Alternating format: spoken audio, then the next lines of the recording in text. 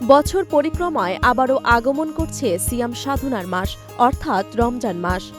রমজানের আগমনে নব উদ্যমে জেগে ওঠে সমগ্র মুসলিম উম্মত।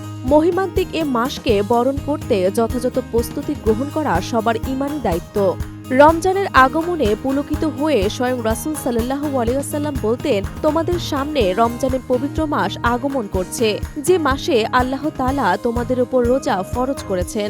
তাই এই পবিত্র মাসে ইবাদত বন্দেগী তথা সাহরি, ইফতার, তারাবি, পবিত্র কোরআন তিলাওয়াত, জিকির আজকার, তাসবিহ পাঠ সহ প্রত্যেক মুসলমানের জন্য এগুলো আবশ্যকীয়। এমনকি মাহে রমজানের বরকতময় মুহূর্তগুলো যথাযথভাবে কাজে লাগাও। মাহে রমজানের বরকতময় মুহূর্তগুলো যথাযথভাবে কাজে লাগানোর জন্য পূর্ব প্রস্তুতিমূলক কিছু করণীয় তুলে ধরা হলো। মাহে রমজানকে সামনে রেখে সর্বপ্রথম মানসিক প্রস্তুতি প্রয়োজন। বরকতময় এ মাস কিভাবে অতিবাহিত করব, অন্য সময়ের চেয়ে অতিরিক্ত কি করব এবং স্বাভাবিক আমলের অতিরিক্ত আর কি আমল হবে সে পরিকল্পনা এখন থেকেই ঠিক করে নেওয়া প্রয়োজন। বড় ধরনের কোনো সফর থাকলে তা রমজানের আগে সেরে ফেলা উচিত, যেন রোজা রেখে কষ্ট করতে না হয়।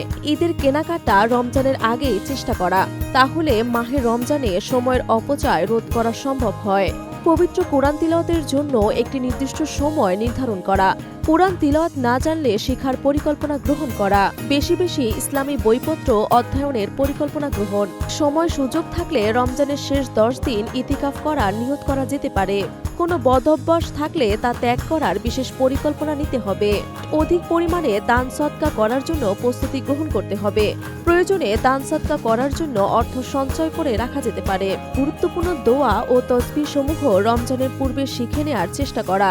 নেক কাজের পরিকল্পনাও একটি নেক কাজ। তাই আসুন রমজানের পূর্বেই রমজানকে বরণ করে নেয়ার প্রস্তুতি গ্রহণ করি। মহান আল্লাহ রাব্বুল আলামিন আমাদেরকে তৌফিক দান করুন, আমিন।